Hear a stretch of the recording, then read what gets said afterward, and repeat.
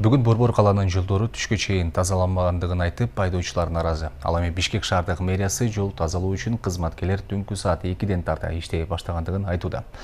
Жол тайгалак болгондуктан улам Борбордогу бардык желимдөө кызматтарында кезек күтүүлөр арбын. Түндөгү жааган калың кардын кесепетинен бүгүн Бишкек шаарында бир топ жеңил жол кырсыктары катталды. Ага айдоочулар Бишкек шаардык мэриянын кайдыгердигин күнөөлөп убагында жолду тазалабагандыгын айта турган болсо, экинчи себеби айдоочулардын өздөрүнүн кышкы дөңгөлөккө өтпөй жүргөндүгү себеп болду.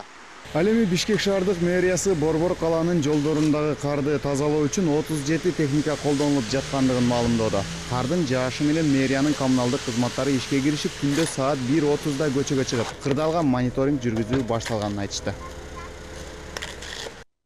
Бүгүн түнкү саат 2-де тазалыктын кызматкерлери 28 кар тазалоочу машина, 4 универсал машина, 5 трактор менен чыгып, жолдорду күрөп, техникалык туз чачууга киришти.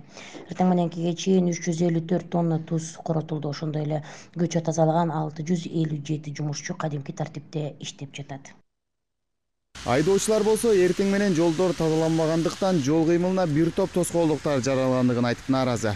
Тапталган кар тайгалак болуп, бир нече көчөлөрдө жол кырсыктарына күбө болгондор көп. Эртең мененки жол аябай эле тайгак болду.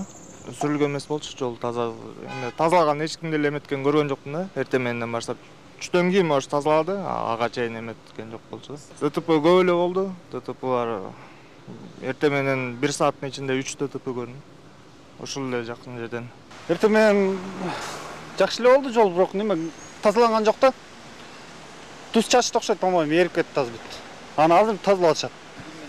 Болот да аргы жерден. Эми летний дөңгөлөк менен жүргөндөр көп да азыр. Ошолор токтой албайт да, гололётту.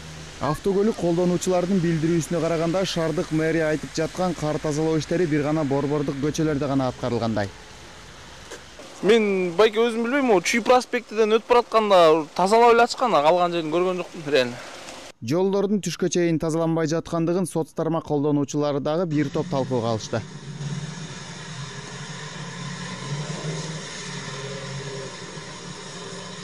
Калаадагы бардык желимдөө кызматтарында бүгүн кезекте тургандар көп. Буга чейин алмаштырбай тайгалакта күч келип аргасынан кышкы дөңгөлөк тактырып жаткандар буга чейин которбой жүргөндүгүн кайдыгерлик эмес, дөңгөлөктүн кымбаттыгы менен сыпатташты.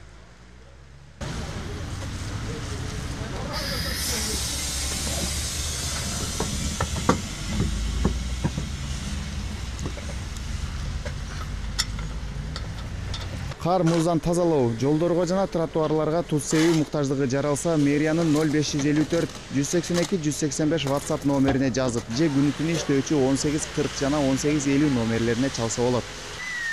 Илья Санарбай уулу, Данияр Чарбеков, Нурньюс, Бишкек.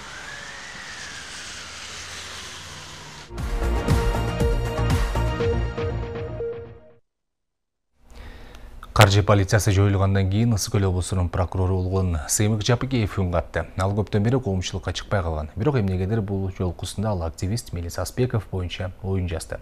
Анда ал президенттен ырайым сурап бошотууну өтүнүп жатат. Анын бул аракети коомчулукта ар кандай мүнөздөлүүдө.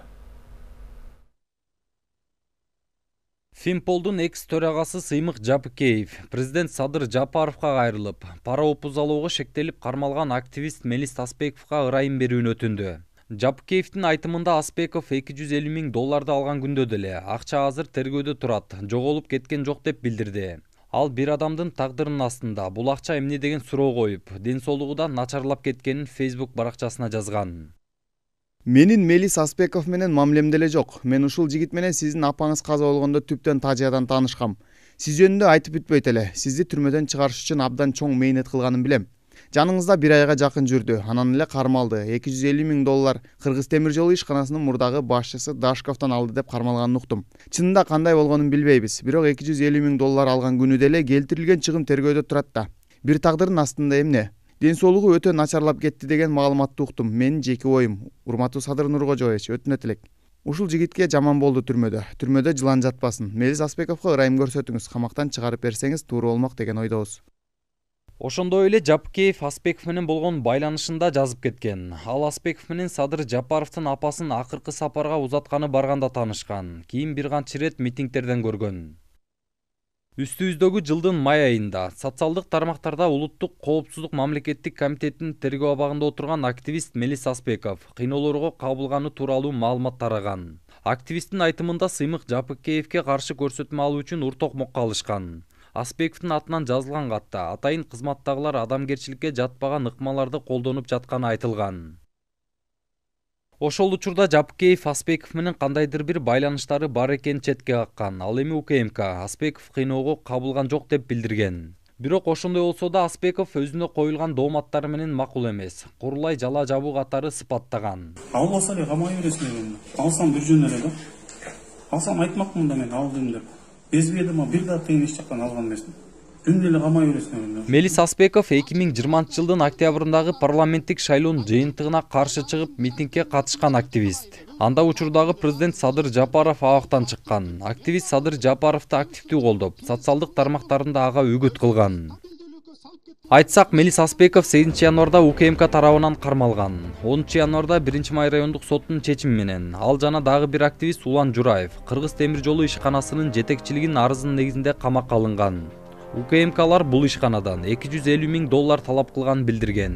Кийин тергөө абагында отурган активист Аспеков Facebook'тагы баракчасына президент Жапаров талапкер учурунда шайлоо кампаниясына экс-президент Сооронбай Жээнбековдун үй бүлөсүнөн $10 million алганы тууралуу билдирүү жасаган.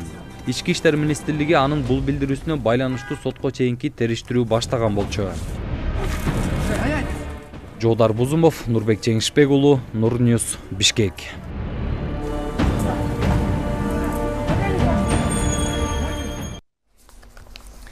2 ноябрда Орусиянын полиция кызматкерлеринин белгисиз жаранга карата күч колдонуп жатканы тууралуу видео социалдык тармактарга тараган. Кыргызстандын Орусиядагы элчилигинен билдиришкенде, элчилик тарабынан жүргүзүлгөн иш-чаралардын натыйжасында окуя Москвада 2 ноябрда болгону аныкталды.